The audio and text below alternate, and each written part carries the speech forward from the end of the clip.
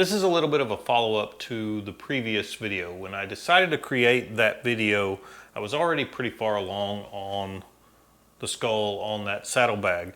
I talked about how I use the same technique to create that initial base layer for a lot of texture in my skull, but I didn't have the opportunity to show you that on that video because it was already done before I started recording. So I thought I would backtrack just a little bit and show you how I go about creating the base layer. As you can see, I'm working on the fuel tank now, another skull that will be painted virtually the same way as the previous video.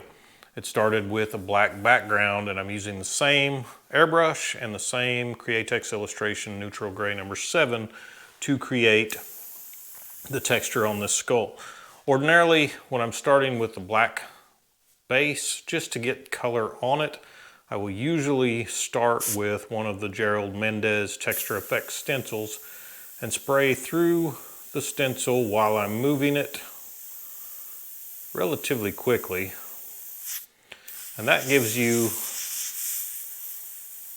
some paint on the surface to kind of break up just the solid black that we had beforehand, and it also gives just a little bit of texture into that surface.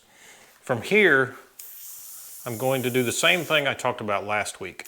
I will start the paint flowing to where I can get a nice little fine line, and then I'm just going to randomly move the airbrush around. I'm not working the action on the airbrush trigger. I'm leaving the paint on and just randomly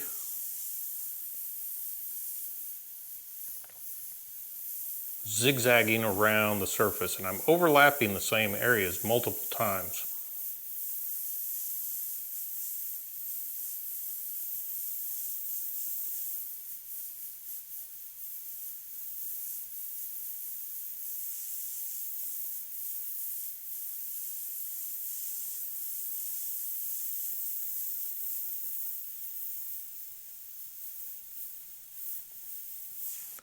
And that gives a nice base layer of texture that covers a larger area relatively quickly.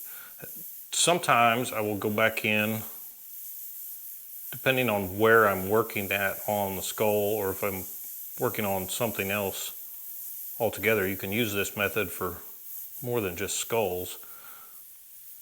Sometimes I'll tighten it up and start working the action on the airbrush trigger and using dots as well as some of those squiggly little lines.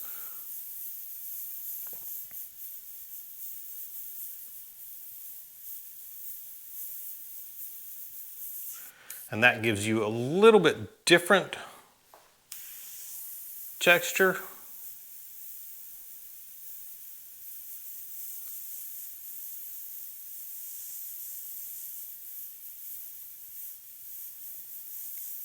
But this is essentially how I'm going to complete the initial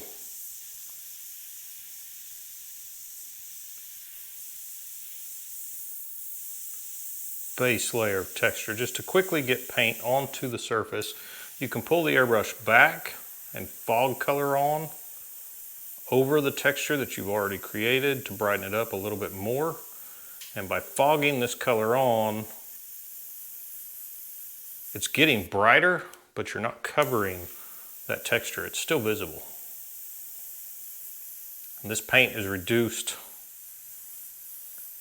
probably somewhere between 1:1 and 2:1. That would be 1 part paint or 2 parts paint to 1 part reducer, somewhere in that range.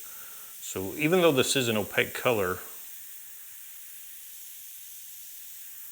it's not completely opaque if you're just fogging color onto the surface.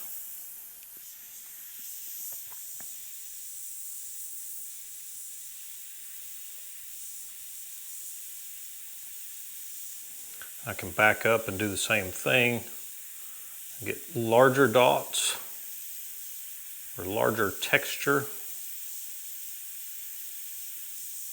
to cover a larger area a little bit faster.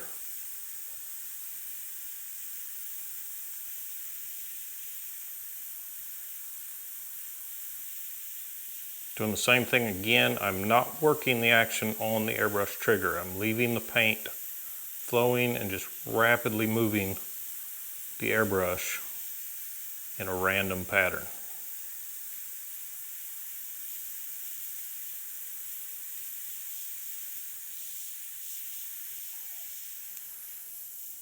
And then I can fog over that to brighten it up a little bit.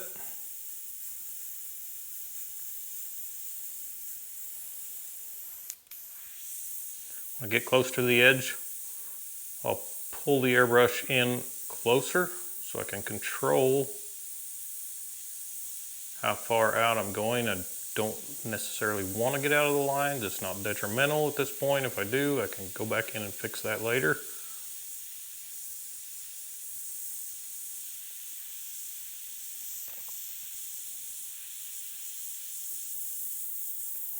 And sometimes I just start drawing lines.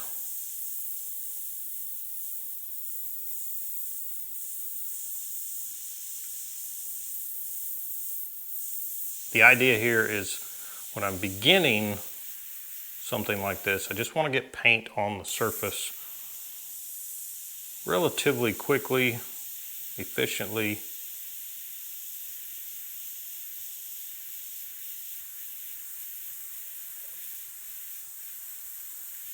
And then I can work over that.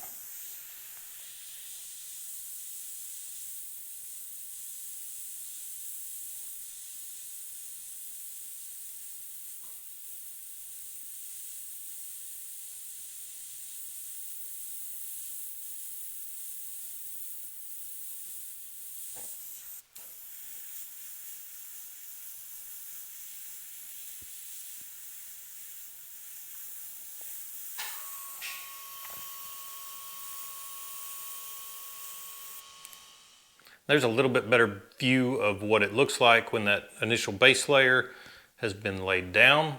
And from this point, I will go in and use pretty much the same process that I showed in the previous video to build up further texture and detail in this skull. Hope you guys got something out of this. If you did, remember to like, subscribe, and share. I'm Trevor with Wicked Art Studio. I'll see you all next time.